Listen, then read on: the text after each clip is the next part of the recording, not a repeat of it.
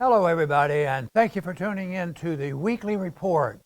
Foreign policy fail. Biden's sanctions are a windfall for Russia.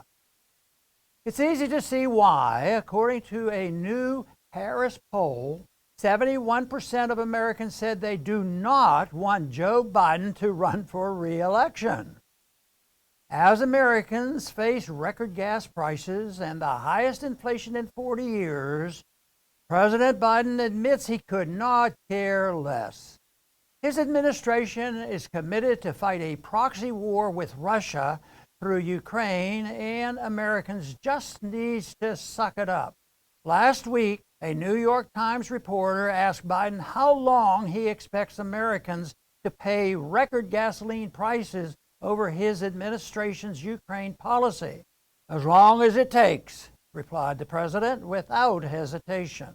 Russia cannot defeat Ukraine, added Biden, as justification for his administration's pro-pain policy toward Americans. The president has repeatedly tried to deflect blame for the growing economic crisis by claiming Russia is solely behind recent inflation. The reason why gas prices are up is because of Russia, he said in the same press conference. But Biden has a big problem. Americans do not believe him.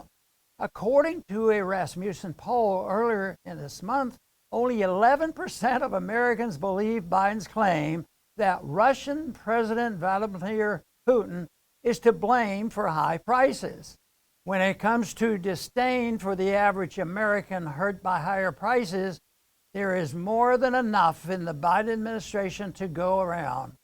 Brian Deese, director of President Biden's National Economic Council, was asked in a recent CNN interview, "What do you say to those families that say, listen, we can't afford to pay $4.85 a gallon for months, if not years?"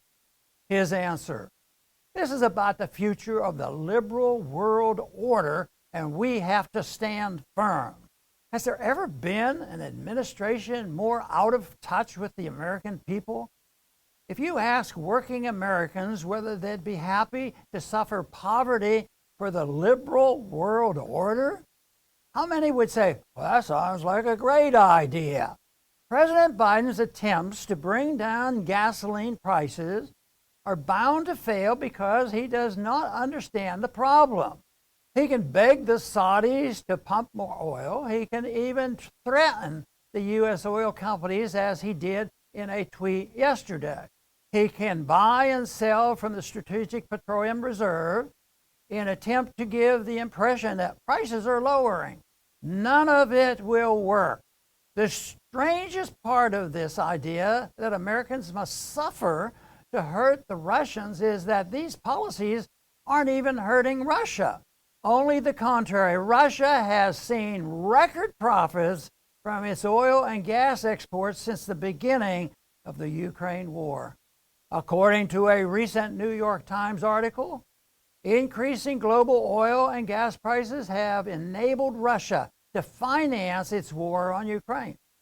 U.S. sanctions did not bring the Russian economy to its knees, as Biden promised. They actually brought the American economy to its knees, while Russian profits soared.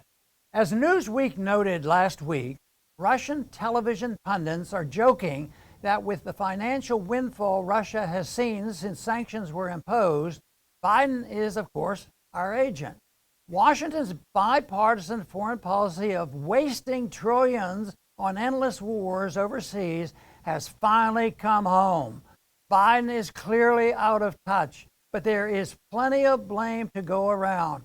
The only question is whether we will see an extended recession or worse. Thanks for listening.